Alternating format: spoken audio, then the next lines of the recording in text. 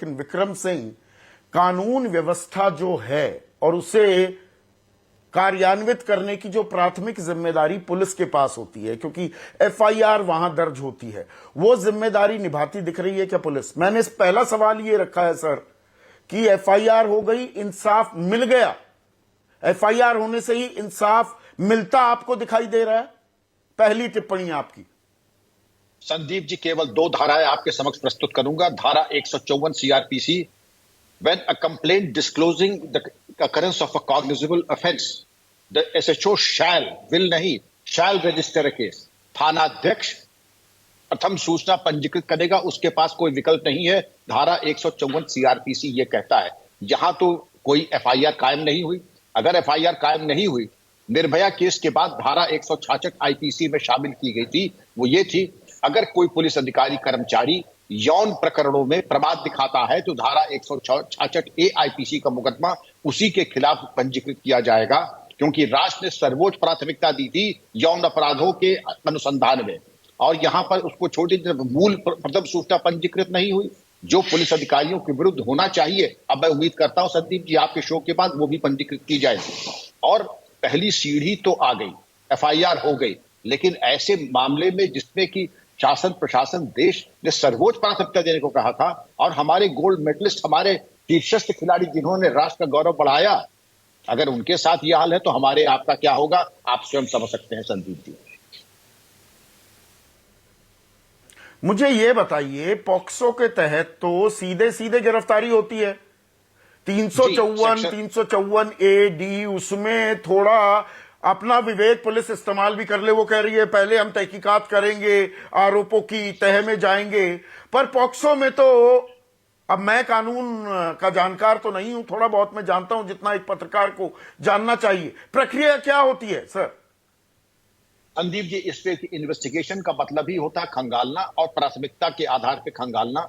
और सेक्शन 39, 31 में यह भी प्राविधान पॉक्सो में कि जो मैजिस्ट्रेट है वो मानसिक स्थिति आरोपी का भी मूल्यांकन करेगा, और इसमें 2019 में फांसी की सजा तक का भी इसमें इनकॉर्पोरेशन हुआ है। ये बहुत ही स्ट्रिंजेंट एक्ट है, और इसमें गिरफ्तारी का प्राविधान है, और बेल सेशन कोर्ट और हाई कोर्ट ही दे सकता है, इससे नीचे कोई बेल दे नहीं सकता है। आपने सही कहा, इसमें गिरफ्तारी होनी ही चाहिए, लेकिन कई सुप्रीम कोर्ट की गाइडलाइंस और आई हैं कि सेक्शन 438, 439 सीआरपीसी के अंतर्गत बेल और एंटिसिपेटरी बेल पे विचार किया जा सकता है। केवल विचार शब्द कहा गया है कि अगर कोई फर्जी केस हो, अगर कोई ऐसा केस हो, लेकिन अगर केस हमारे पहलवानों ने गलत दिखाया है तो कानून में इसका भी प्राविधान है कि वो विलुप्त किया जाए, एक्सपंज किया जाए, और जिसने फर्जी रिपोर्ट लिखाई है उसके विरुद्ध संदीप जी 182 आईपीसी का मुकदमा कायम हो सकता है। लेकिन शीर्षस्थ हमारे खिलाड़ी गोल्ड मेडलिस्ट जिन्होंने नाम रोशन किया, अगर उनकी ही एफआईआर नहीं होगी, मैं ये कहता हूं, एक मेरी छोटी सी बात है, अगर आईएएस आईपीएस या हमारे आपके खिलाफ कोई एफआईआर होती है,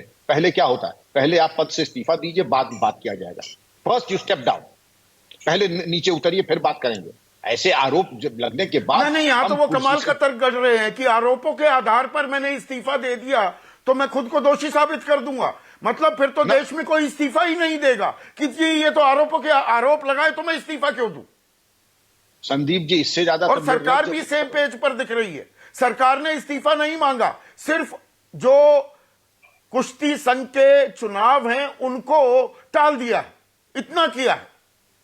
संदीप जी, इसका औचित्य ही नहीं है। अगर हमारे शीर्षस्थ खिलाड़ी, हमारी महिला खिलाड़ी, हमारे महिला रेसलर्स जिन्होंने गोल्ड मेडल और तमाम मेडल्स लाके दिए हैं, अगर उन्होंने एक बात कही है, कम से कम जो मिनिमम था, पहले अपने पद से उनको हटाया जाए, या तो वो स्वयं इस्तीफा दे देते, नहीं देते तो सरकार उनको पद से हटा करके फिर विवेचना करती, अपराध पंजीकृत करती। कम से कम मेरे मन में कोई इसमें शक शुबा नहीं है।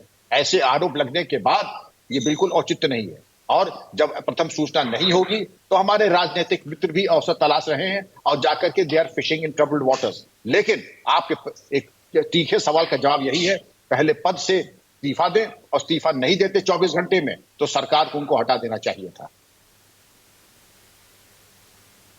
अब मुझे एक और चीज बताइए, पुलिस या प्रक्रिया क्या होती है? 7वां दिन है अनशन का, जंतर मंतर पर एफआईआर दर्ज कर लेती है पुलिस, फिर बिजली काट देती है, पानी का जो वहां टैंकर थे उनको हटा देती है, जो टॉयलेट्स थे, और आप समझते हैं उस भाषा को जंगल पानी भी ना हो पाए, वहां महिलाएं हैं, हमारी बहन बेटियां हैं, they can't even go to the toilet, और कहते हैं कि नहीं ये तो अब हटेगा और आपको सड़क पे पड़े रहना है तो पड़े रहिए।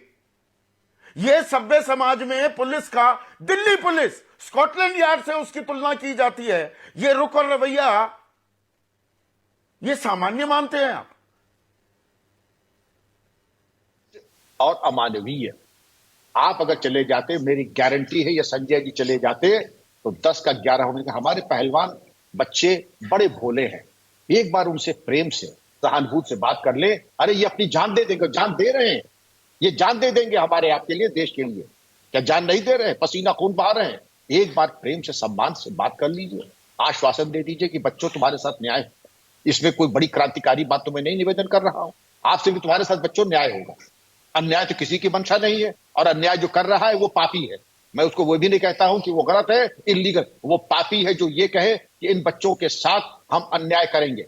इसलिए मैं केवल यही कहूंगा, संदीप जी आप एक मौका देते, आप चले जाते, जिस आपने प्रेम से बात की हमारे बच्चों से, संजय जी चले जाते, 10 का 11 मिनट लगता, बच्चे अपने आप चले जाते, सिर्फ आपके एक आश्वासन पे, गंभीर आश्वासन, सत्य अनुशासन। वही जो ये राजनीति के भी आरोप लग रहे हैं कि विपक्ष के नेता जा रहे हैं, तो बीजेपी के नेताओं को वहां जाने और इन खिलाड़ियों से बात करने से कौन रोक रहा है? विक्रम सिंह, कोई नहीं रोक रहा, और को जबरदस्ती ठूसा जा रहा है क्या? और उसमें मौके पर चौका भी लगाया जा रहा है क्या? मौका तो दे ही दिया। अगर आपने असंवेदनशीलता शुरू में दिखा दी कि जिसके ऊपर आरोप थे आपने उसको हटाने की जहमत नहीं फरमाई, तो आपने तो मौका दे ही दिया। ये अपने आप नहीं, अगर आप अपने हाथ में हर चीज की लगाम रखते संदीप जी, सहानुभूति, इन बच्चों को क्या था, एक एक गिलास दूध पिला देते, गन्ने कर पिला देते, ये हंसते खेलते आपकी जय जयकार करते चले जाते। ये बड़े भोले होते हैं।